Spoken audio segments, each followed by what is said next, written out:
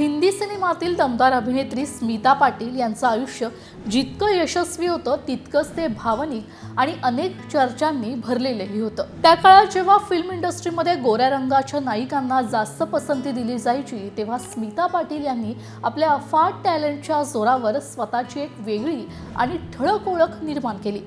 त्यांचा अभिनय इतका नैसर्गिक आणि ताकदीचा होता की त्या साकारत असलेली प्रत्येक भूमिका थेट प्रेक्षकांच्या मनाला भिडायची। पण त्यांच्या वैयक्तिक आयुष्याभोवतीही नेहमीच चर्चांचं वलय राहिलंय।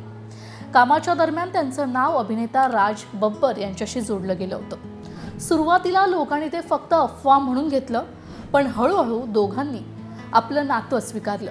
असंही म्हटलं जातं की राज बब्बर यांनी स्मितासाठी आपली पहिली पत्नी नादिरा बब्बर यांच्यापासून काहीसा दुरावा घेतला होता।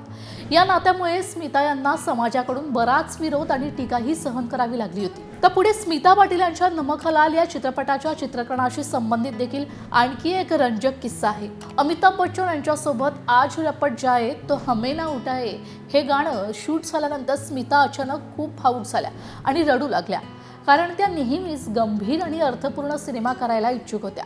यासारख्या मसाल्या चित्रपटांमध्ये स्वतःला पाहणं त्यांना थोडं अस्वस्थ करायचं। हे जेव्हा अमिताभ यांच्या लक्षात आलं तेव्हा अमिताभ बच्चन यांनी स्मिता पाटील यांना समजावून सांगितलं, त्यांचा आत्मविश्वास वाढवला आणि त्यांना पुन्हा उभारी दिली।